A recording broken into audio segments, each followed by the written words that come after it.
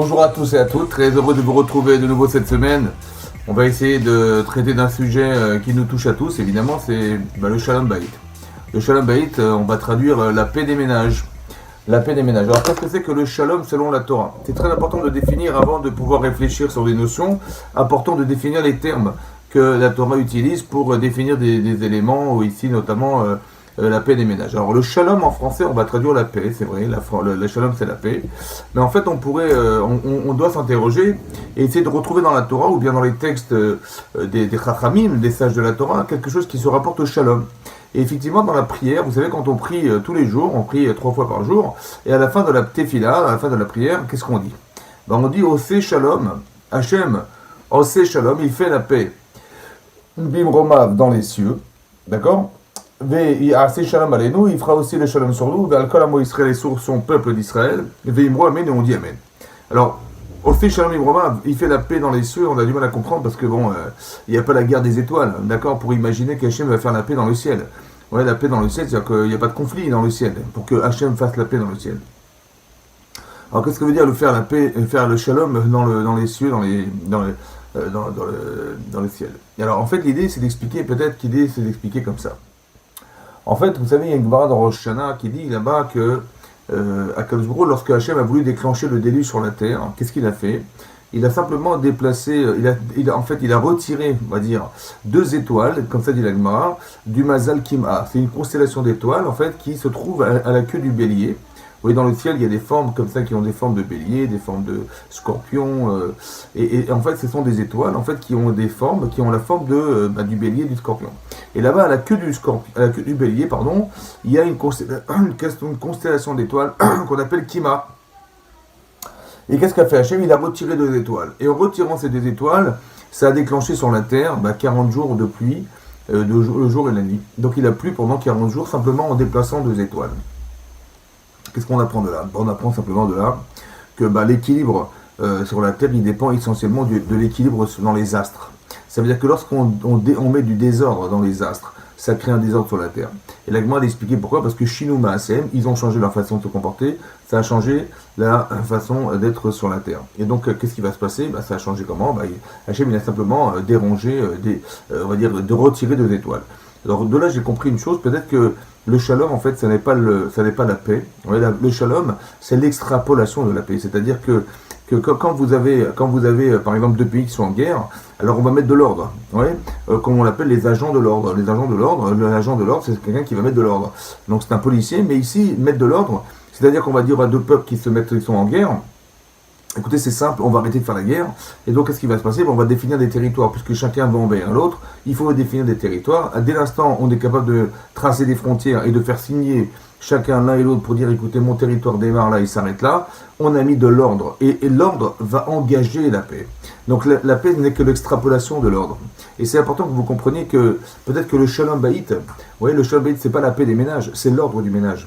C'est-à-dire qu'il faut être d'abord d'accord de se mettre en ordre, c'est-à-dire d'ordonner les choses, de faire que les choses elles soient à leur place, que chacun définisse ce qu'il est.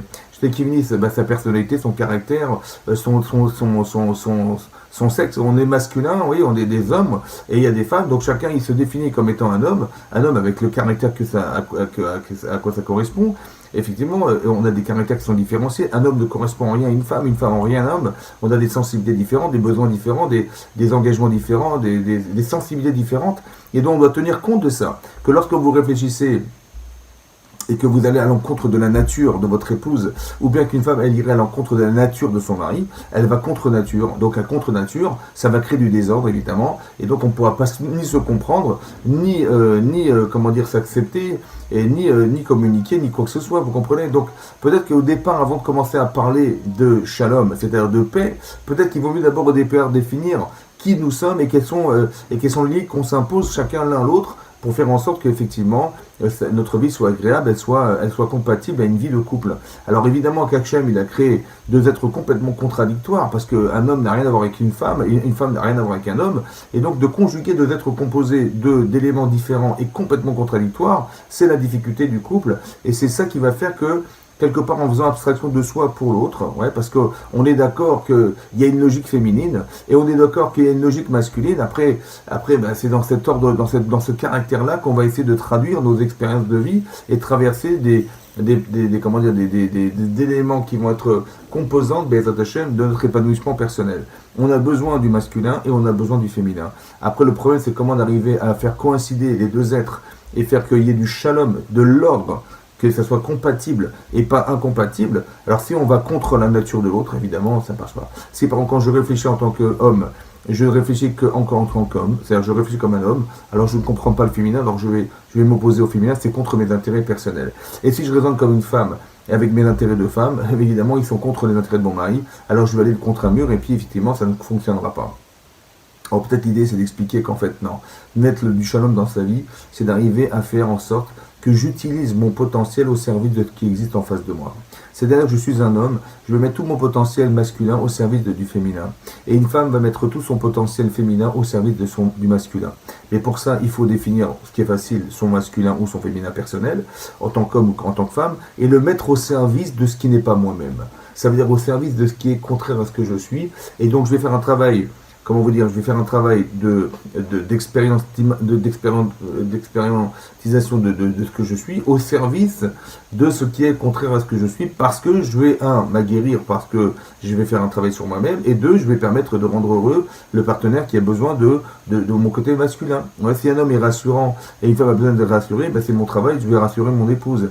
Si une femme a une sensibilité que je n'ai pas, parce que je ne vois pas tout, je ne comprends pas tout, je ne suis pas sensible à tout, ma femme qui est sensible, elle va me montrer par sa sensibilité des choses que je ne verrai jamais de ma vie.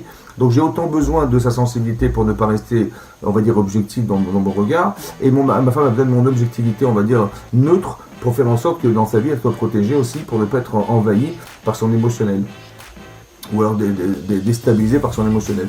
Donc on va utiliser ce que nous sommes au service de ce qui existe, et c'est comme ça qu'on va faire le shalom, c'est comme ça que l'ordre sera fait, et c'est comme ça qu'on aura la paix des ménages.